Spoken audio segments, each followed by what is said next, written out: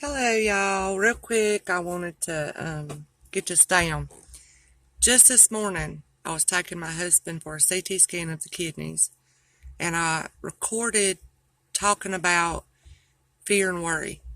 And it's funny. The reason I want to share this is because this afternoon, the urologist called and gave the results of that CT scan.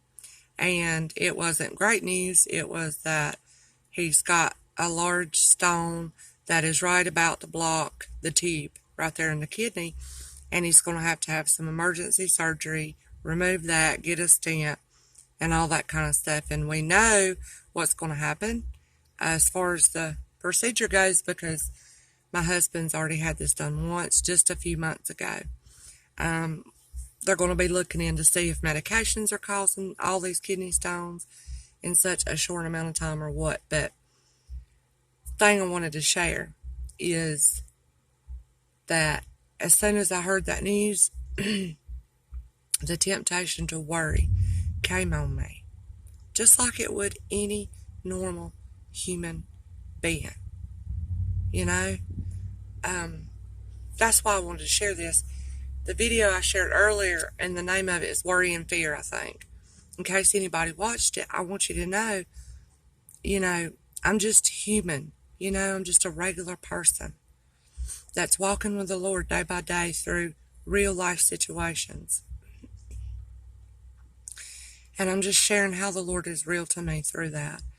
But the temptation to worry came on me. And I just want to share what I did in case this could help anybody. Because I know the Lord doesn't want me to fear and to worry.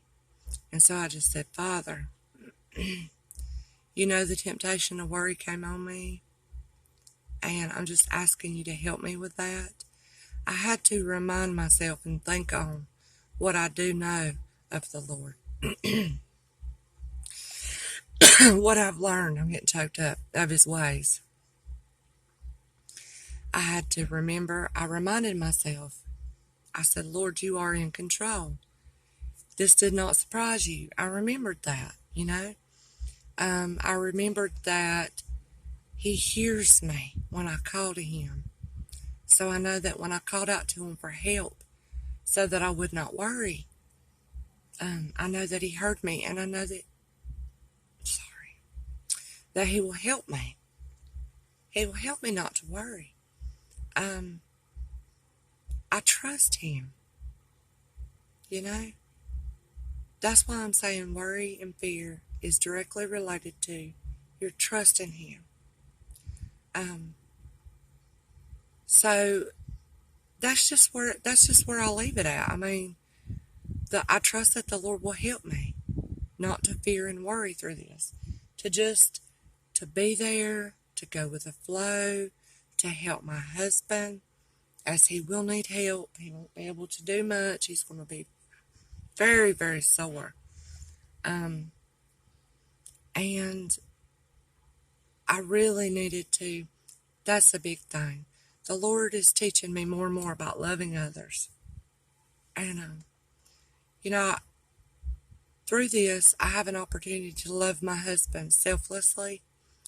And if I'm consumed with fear and worry, I don't know how well I could do that for my husband.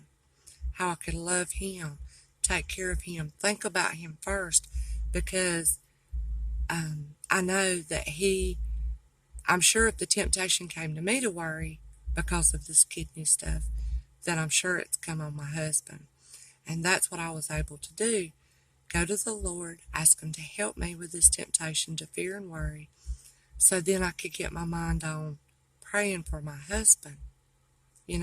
That my husband would grow in the Lord through this, that his trust would grow in the Lord through this, because that's something the Lord's been working with my husband on, fear and worry. So I hope that might help somebody.